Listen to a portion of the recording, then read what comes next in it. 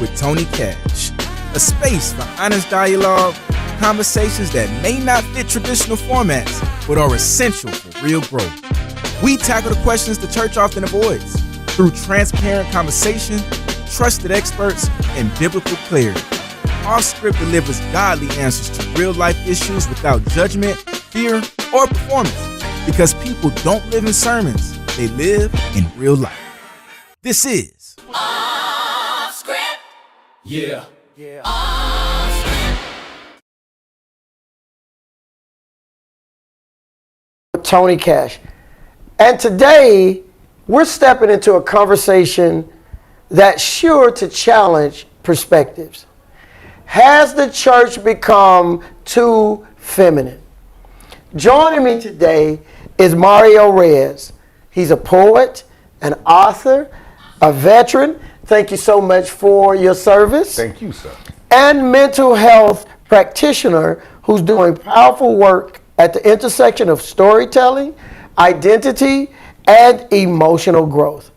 As the creator of I So Bloom and a leader of men, as a leader in men's wellness through Ndugu Brotherhood, Mario brings a thoughtful and grounded voice to today's discussion. Mario, welcome to Off Script. Glad to have you, sir. Thank you, my brother. Absolutely, absolutely. Listen, one of the things that, when we talk about this idea of has the church become too feminine, we're trying to send a message that we're not anti-women, we're not anti-women leadership, but that there seems to be this absence of the voice of a man, of men in the church, and not the physical voice, because a lot of times the pastor is the man, but the action and the process and the way service of churches moves forward, a lot of time it doesn't look like we're not very emotional. We're not running around.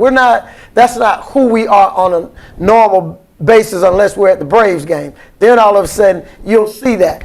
So I really want to talk to you about this walk that you have walked as a man. You were sharing some things with me, and one of the things you were sharing is how we've got to move to understand that what the tools of yesterday, they're still needed, but then they have to be replaced with tools that are appropriate for today. Indeed. Well, wow.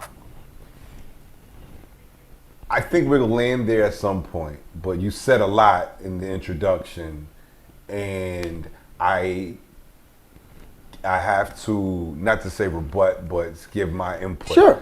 So I've been involved in service work for a minimum of 25 years. Okay.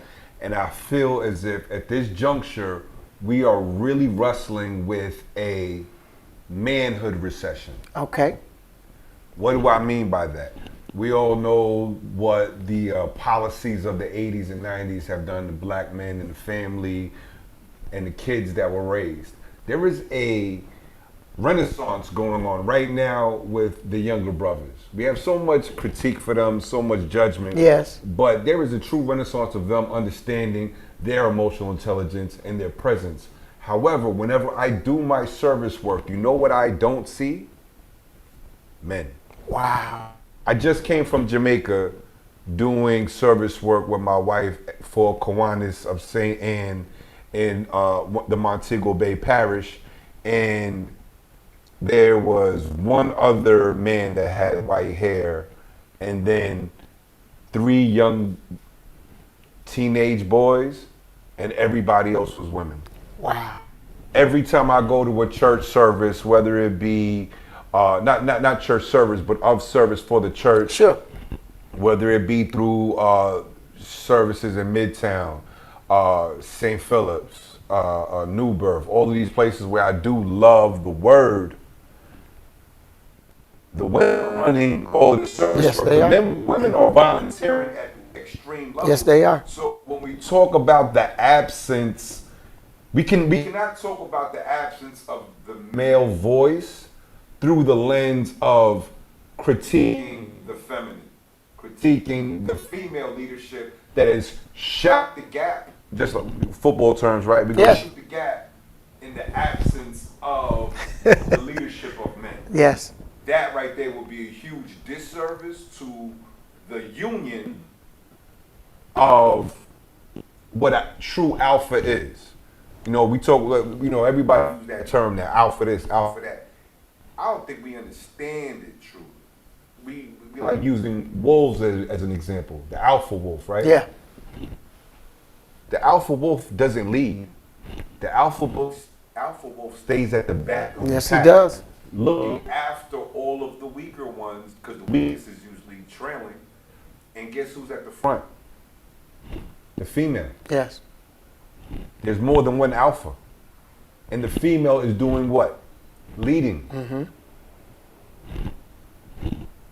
It's amazing how humans will complicate things that God already got perfect. Yes. We just want to over-rationalize them. Yes. So I just wanted to Absolutely. give that out before I we love start building on any other philosophy. No, I love that. You know, the thing about it is that Pastor Kev and I, we're going to, excuse us, we're going to Thanks, sir. get our mics, and hopefully you guys can hear us. I'm going to turn. My mic sounds nice. Check one. My mic sounds nice. Check two. Yes. We nice and smooth over here. Yo, I've been here with a New York head, and let me tell you something. As a young man, Rakim, Big Daddy Kane. It was the era. It was the era. That was my time, so I'm the right guy. But we were just really talking about, and I don't know if they heard us, but real briefly, we were talking about, has the church become too feminine? And Mario really tackled something. Pastor Kev, I don't know if you remember you and I talking about, like, well, there was a call we had, and I was saying, we talk about how women are trying to run things and all that, but we've got to also give them an attaboy for the fact that they're stepping up. And so we got to look in the mirror. So Mario was just saying something that was so powerful. I don't want to steal his thunder. Share with us what you were saying before. Well, essentially, we keep using that term alpha, the alpha male, the alpha. But if we use like wolves for an example, the alpha wolf doesn't lead the pack. He stays at the back so that way he can monitor those that are weakest. That's what I feel like a man's role is. Wow. Protection of the weakest person in your pack. Right. And let the other alpha, the person that you're in union with, lead. You don't think y'all have those conversations behind closed doors about what the leadership would look like? Right. Do you think that when it's time to switch positions, they're incapable? No, everybody should always be capable of filling in the other role. True leaders don't only have followers, they create other leaders. Wow. So when we talk about the absence of leadership, I think one of those old adages that my mother used to always say, you know, every time you point a finger at somebody, you got three pointing right back at you.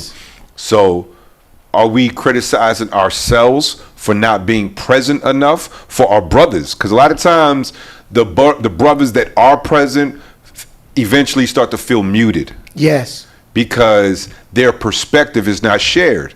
There may be a coven of women that share a certain perspective and ideal, and you may have a valid point that is not being received. Do you think that it's a numbers game?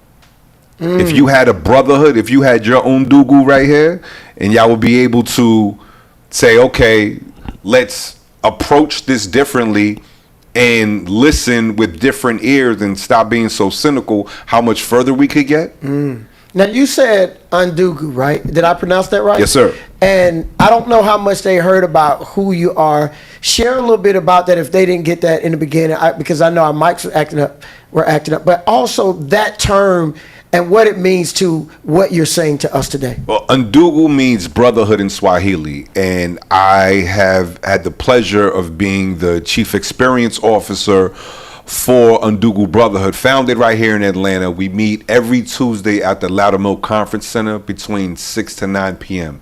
And all it is a safe space for men of color to come take off their armor and have authentic, vulnerable conversations. The type of conversations that women believe we don't have behind closed doors. Right. It's not always basketball, football, drinks, wings, and strippers. Sorry, it's just not. We have most time, but not always. No, not even that. No, I'm just kidding. More times than not, we're dealing with real life. Dealing with real life. And I tell people like this: every lion needs the place to roar without somebody asking what's wrong. If I roar amongst you brothers, y'all gonna be like, "Oh, you got it out? Yeah. Now let's break that down." Yeah. If I roar at home, I disturb the peace, the sanctity of the house. The kids are scared. I love the that. wife is upset. If I roar at work, oh, look at the big black guy getting upset. You know how aggressive they are. Yes. There's no place outside of people that look like me that allow me to be my most authentic self without judgment. So at Undugu Brotherhood, we have 3 core principles. No tags or titles. You can't hide behind your accomplishments. Not here. We don't care if you're a doctor or a lawyer or a sanitation worker. Or everybody's opinion means the same because you're an expert in you. Second, no judgment, no egos. You look silly being in a safe space, passing judgment, saying slick stuff out your mouth. Right. I'm monitoring my mouth too, so I'm not gonna curse. I gotcha. I know we're on the church network. And lastly, speak from an eye perspective. You do that because generalization is the enemy of accountability. Yes. You have to stand up and speak directly on what you believe in, and stop weeing us to death. Stop theying us. Yes. You know, every blanket statement won't fit every mattress. That's right. So y'all out here generalizing so much, you don't even realize that keeps you in a perpetual cycle, telling yourself the same story over and over. When if you just personalize it, you could find some confirmation and or completion to a period in your life, right? Instead of keep putting commas there. Absolutely. That's how we when we talk about this topic about the church getting too feminine, I'm at a loss because not only are we going through a male recession, in which, and I think the reason why is because we never learned how to redefine manhood. Women have been redefining themselves since the women's suffrage movement. And that movement never lost momentum. There was no assassination that stopped it in its tracks. What was the assassination?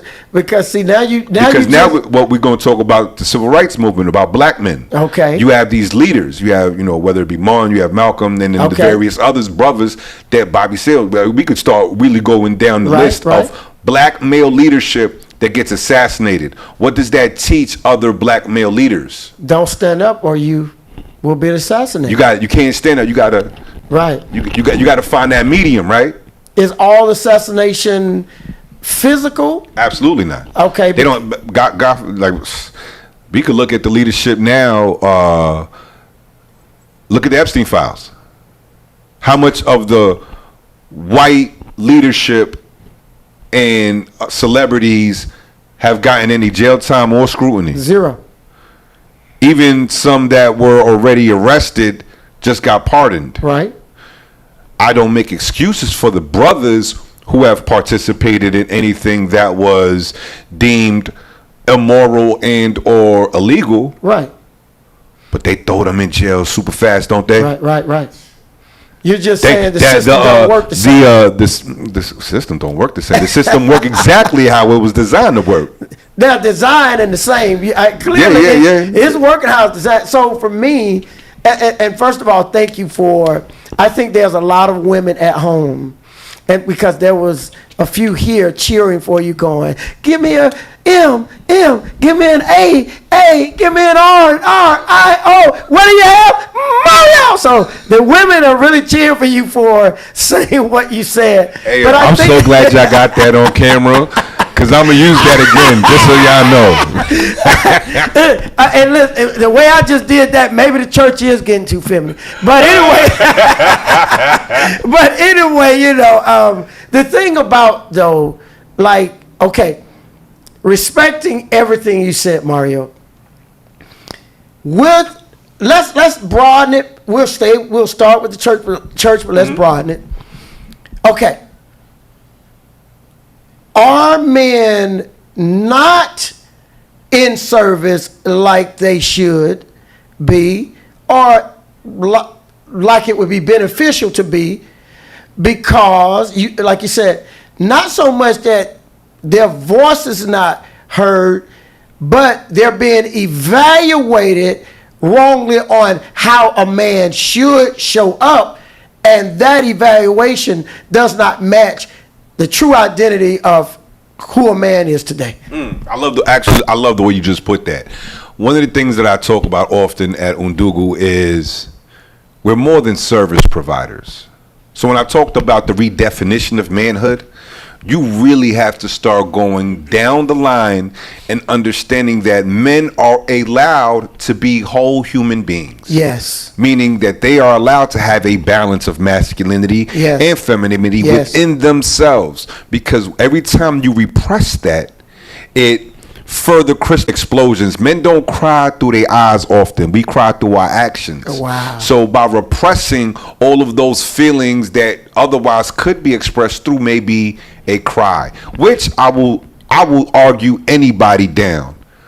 We love sharing laughs like fellas, right? Right. We love cracking jokes with each other because it brings us closer. Right. Do you know how much closer you get when you cry with somebody? Right. It's one of the most intimate things that you could share with somebody. Yeah, it really is. So I look at my father. My father was an old school, stoic Puerto Rican dude from the Bronx. Boys don't cry, XY, you know what I mean? Like one of those. Yeah. Very militant with it. And the first time I saw my father cry was when my sister passed away. Wow. She was 30 years old. I was 26. And I can't imagine what it's like for that dam to finally break. When I tell you he was at the top of the stairs and I had to shoot the gap and hold up the man that I look up to. Right. It was like God cut down my favorite tree. Wow. The one that I spent years climbing, designing my life behind, realizing that he wept that night for all of the years he remained silent. He could have cried at any moment when we graduated, when we enlisted. Instead, his stoicism just created further distance. So I take my pen, dip it into the regrets of men, and I will share with you this hard-learned wisdom. Let it go. Erase all of those mental notes that tell you that men don't. The reality is this, my brother. We have drank the Kool-Aid. We believe that we are supposed to be the men of the 1950s, 1970s, 80s, 90s. The tool sets that we were talking about earlier, they were for that time. That's right. Yes, it's good to have the tool set of resilience and strength and being able to be apathetic to racial slurs in your tool set. But you can't use that. Sometimes the screwdriver is more efficient than the hammer. Right. Right? My father gave me the gift of education for upward mobility. I got the upward mobility, and guess what I realized? What use is all of that if up here I'm still in the Bronx? Up here I'm still living in poverty and I'm watching my neck, and I don't feel welcomed or safe even in these places that are affluent. I feel like everybody's talking about me because I wasn't centered, because I didn't find balance. Right. So I gave my son another tool set. My son and my daughter's tool set is the emotional intelligence and understanding that mental health leads all. And you get to mental health through authenticity. You get through authenticity by being spirited, by being centered in your spirit. We all think that these are compartments. Nah. You start operating compartmentalization, they're only going to get 100% of you when you in that compartment. But when you live a life of alignment, my kids now get to lean on my purpose, my talent, my career, my investments, my spirituality. You know what that creates? Creates a lightning rod for your blessings, for God to recognize how much he loves you. That's how you end up being of service without feeling depleted. The problem we was talking about a little while ago is men are operating as service providers. I got to provide food. I got to provide for the mortgage. I got to provide for the car insurance and for the car notes. And she picked up this new hobby. So now, and it's a business. So now I got to figure out how to support that. Right. Oh, and the kids aren't doing good in math. So now I got to support math. And I'm not a math guy. I got to, all the different things. So by the time you ask us to volunteer for the church, for our community, for the HOA, we're exhausted. For what you talking about? It's my downtime, B. I'm chilling. Yeah. I don't got nothing left in the tank. Wow. Now that's interesting. That's compartmentalization. Yeah, but that's interesting because I'm getting ready. First of all, can't you tell Mario is a poet? I mean, he just sat here and gave us a whole poetic answer to it. I felt like I needed to burn some candles and woosah, you know, so I'm trying to break out the candles, you know. But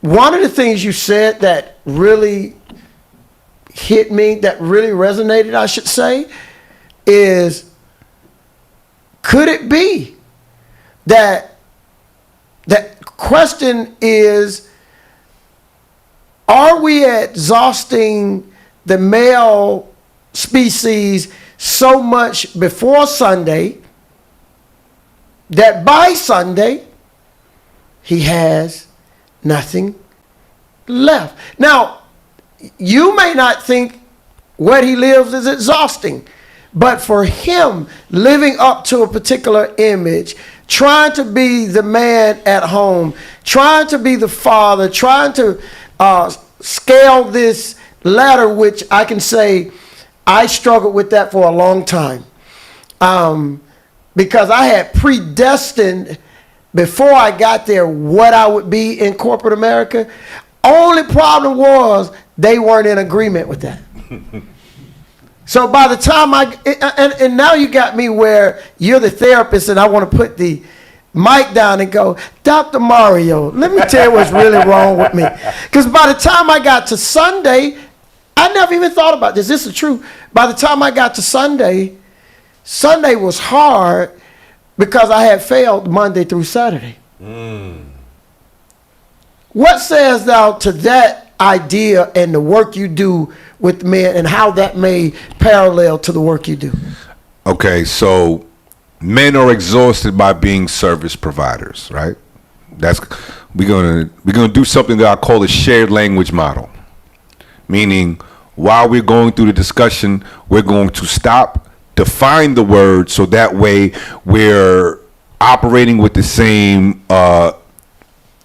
variables. Okay. Right? Okay. A lot of times we have these conversations.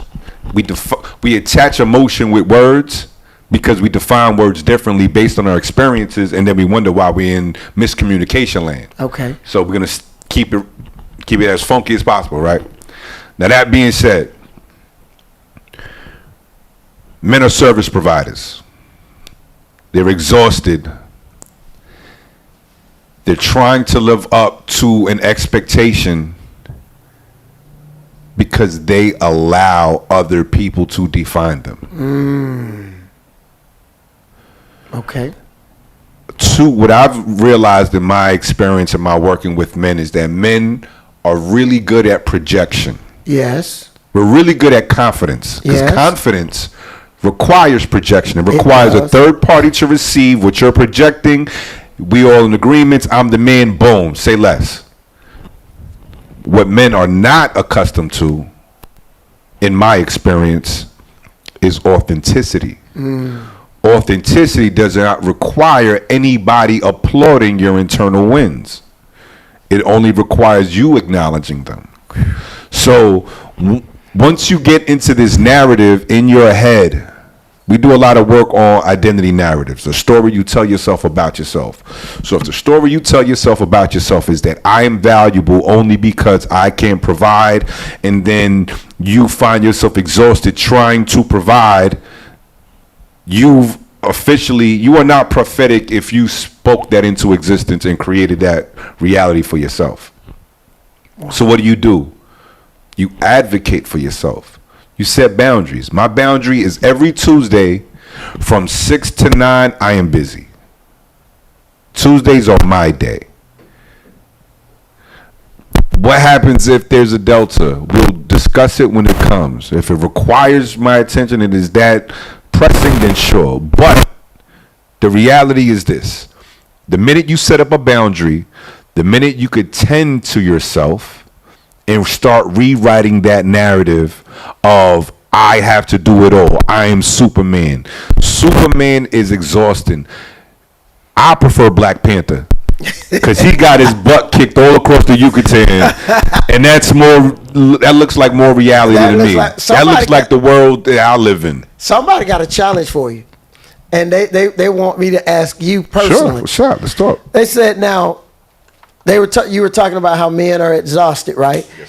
And the question says, why don't men think church? They say why men don't think, but it's just the way it was written. They said, why don't men think that their presence at church is a priority? And I hear this. They don't say your name, but the other speaker talking about men have nothing in the tank. But how is it that women always find the time, always have something in the tank, and they feel they can't live without church, while men resist church? Well, I'll start with one. I'm only going to speak about what I'm an expert on, which is myself. Okay. I'm not going to play into gender wars, why do men and women do, because that's not absolute. What I will say is we find ourselves oftentimes living in overcorrections. And you balance the overcorrection with standard expectations, it's never going to meet your litmus test. What do I mean by that? I mean, in the absence of men, women had to assume many roles. So now the pendulum is really, really far. It is. And for a man that is, in his mind, just getting by and surviving and may not feel appreciated for whatever sacrifices or work I won't even say sacrifice, I would say whatever work he's done. The minute you stop appreciating, the minute you stop operating in a point of gratitude and feel entitled and or judgmental, a man is never going to show up there. How about this? I challenge the sister that asked that question. Is church a safe space for him? Is your home a safe space for him? What makes it a safe space for him? Does he feel judged? Does he feel attacked? And if any of those are true, he ain't gonna be around many of those places much longer. And that's just what it really is. And that's just a man. I will say this though. Sure. And I don't want to sound like being aggressive. I'm just being assertive. Now, with that being said, in my service work over the last 20 years, PTA meetings, church, volunteer work in the community, men are absent in large. It's mostly the women that show up. But guess what? Whenever I do donuts for dads and bring a football player out, or we're going to go kick it and do something that's a distraction, and entertaining, they show up in mass. Why is that? What's the disconnect? Why would they rather have their focus taken elsewhere instead of focusing on what needs to be done? You know why? Because they're exhausted. This is the only place where they could feel valued. No, they're exhausted. Okay, so From being that service provider. Okay. Presuming that they are. Now, don't get it twisted. There are a lot of grown boys out, Okay. boy men. Okay, I was about to say now, boy meet girl world, whatever that was. I was about to say there's No, some brothers who Mommy's baby, daddy's maybe. Right, There's a right. lot of these kind of, but now we talking about those not the men you're talking I'm talking about. There's a difference between accountability and responsibility. Yes, correct. Because all of us got You responsibility. are accountable for all of the people you bring into this world, the union you make, the promise, the commitment you make to God. All of those things you are accountable for. What you're not responsible for is the policies that had the Rockefeller drug laws enacted and got your uncle and dad locked up. What you're not responsible for is the conditions in which you were raised and or the over-sexualization and the pride on promiscuity that you've been pitched your whole life that you have to unlearn in your 30s if you're lucky. So that way you can have a fruitful 40s after you destroyed your first relationship. Right. Now we're going to talk about the system working as it's supposed to, Right. and it's because these obstacles were put in place to disrupt the black family. Yes. Now, once we get to that point in which we stop pointing fingers and open up arms and hug and be a real safe space, Right. I guarantee that man gonna show up.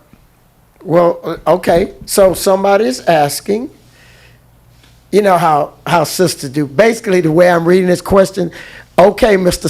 Smarty Pants. That's how I'm reading the question.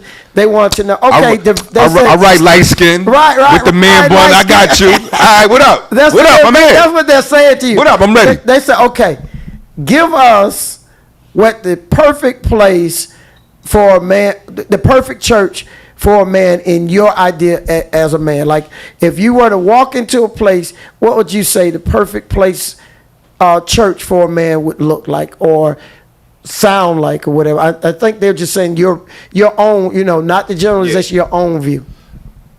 I would say Undougal Brotherhood that meets every Tuesday at the Loudermill Conference Center between 6 to 9 with a shared dogma. Because, again, in our space, we got Muslims, we got atheists, we got Christians, every flavor of Christian. Sure. You know what I'm saying? But it's a safe space, and we operate according to those rules. So a safe space as a church sounds like accountability without judgment. It sounds like the word and without the gossip. Yeah.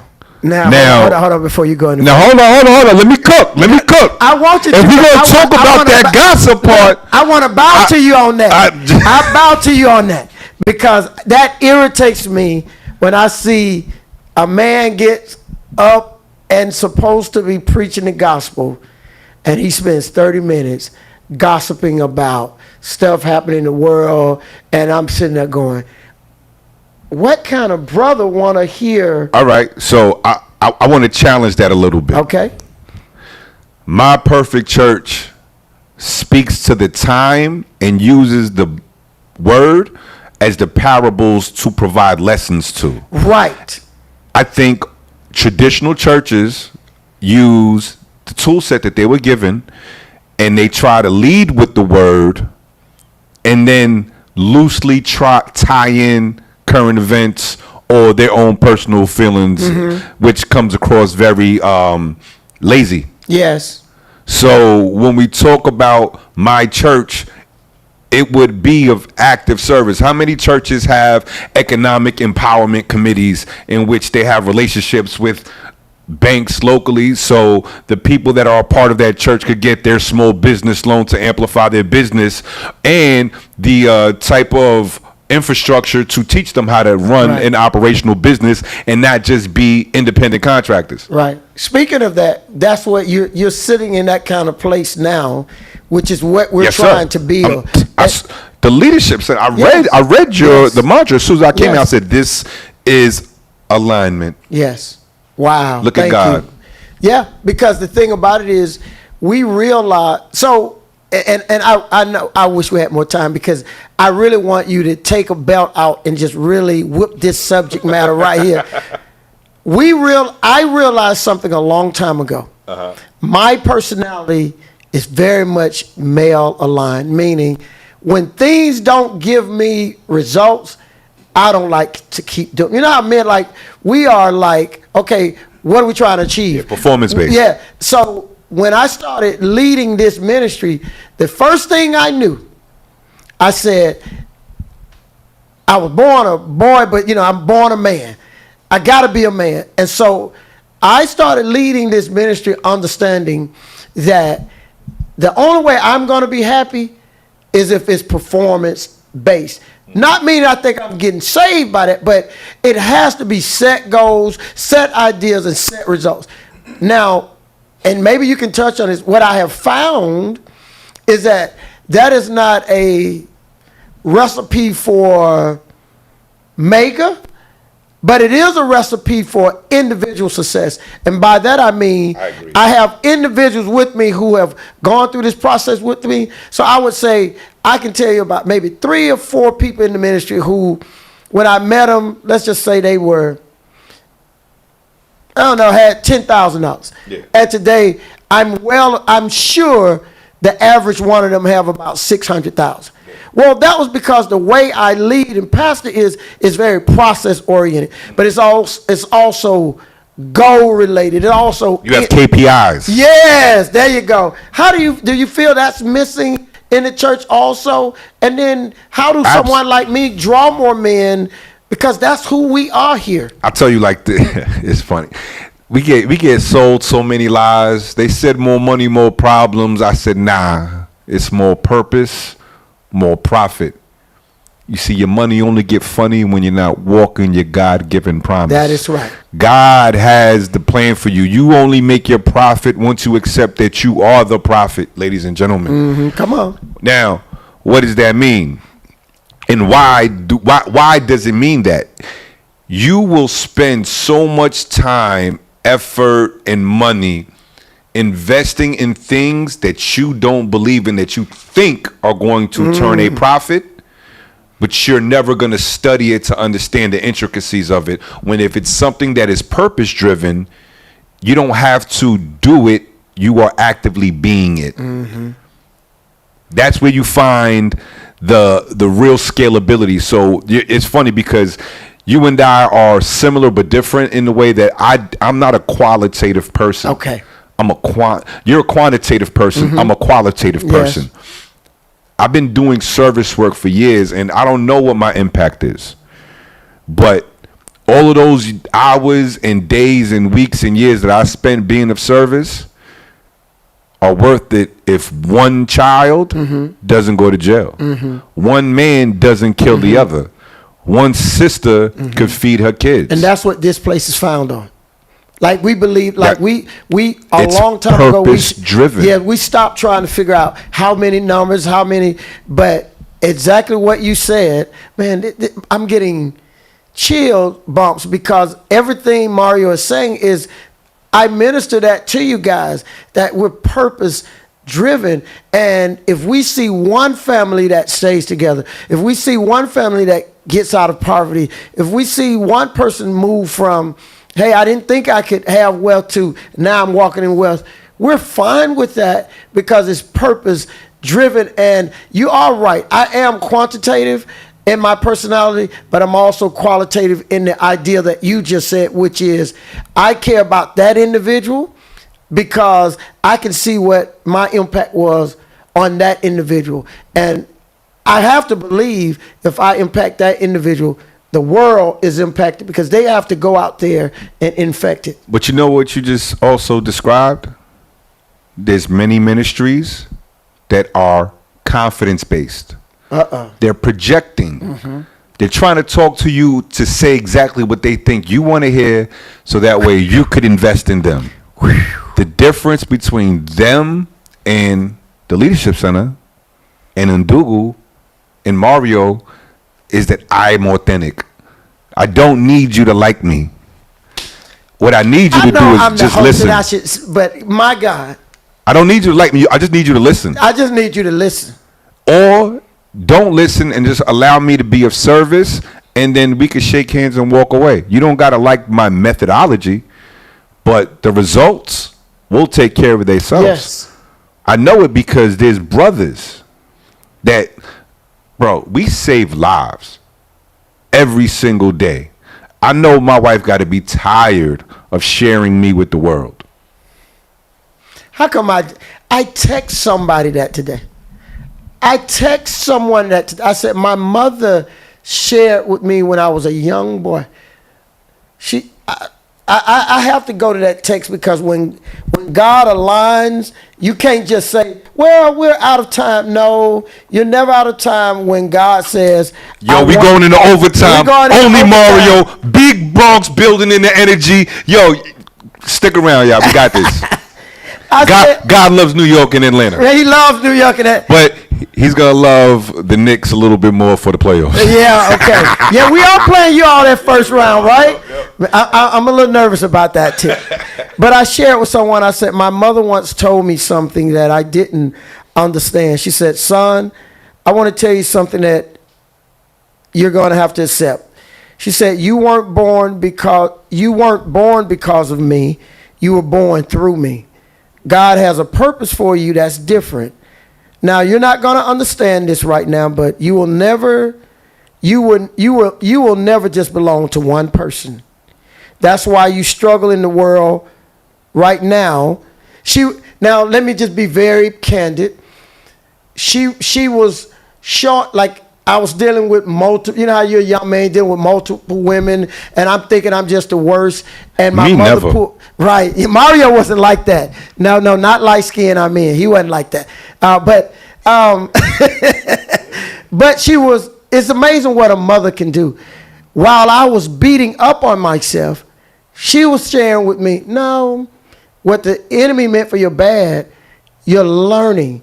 And she was saying, son, what's happening, she told me what's happening to you. Now, I know the sisters didn't like this, but she said what's happening to you is that the God purpose in you is being challenged and used for the wrong purpose, but good will overcome evil, and then you'll see you're dealing with multiple people, but that's really a call and a purpose that's being attacked, but you weren't put in the world for one. And so when you said that about your wife, I remember early on her struggling with that, like all these people calling you and all these people, and the thing about it, my mother said that to me. That sounds like female leadership. Yes, it does. Through a masculine lens. Yes. It's all about the balance. It's not that there's feminine leadership in the church. It's about finding a counterbalance so that way we could both be alphas together. Wow. We can make sure that the pack is led and protected. Right now, with only one person operating as both, we're leaving so much of our pack at risk. Wow. And I think I know it's time to end our show, but I want to speak through Brother Mario, give him about a minute and word to men today, and let's broaden, whether it be church, whether it be coming back home, leading your family, whether it be leading the brothers in the community or whatever. Can you just kind of give an impassioned statement to the brother who feels like, well, there's no place for me. I'm maybe not this.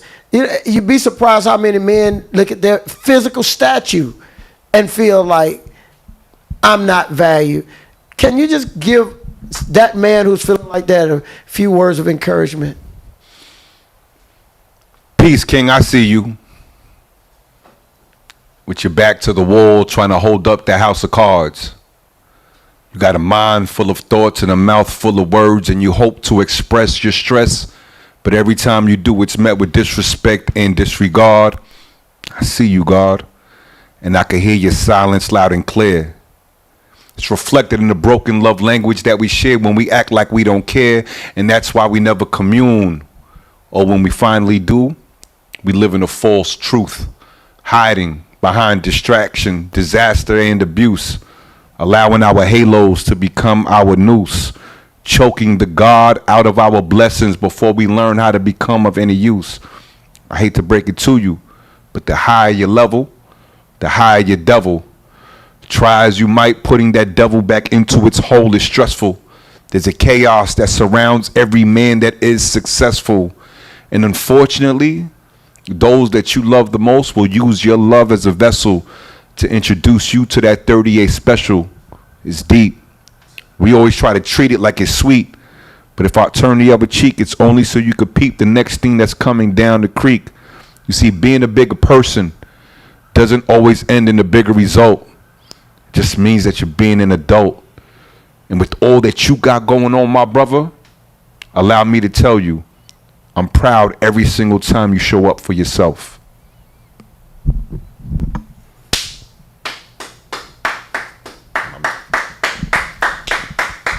Atlanta, New York.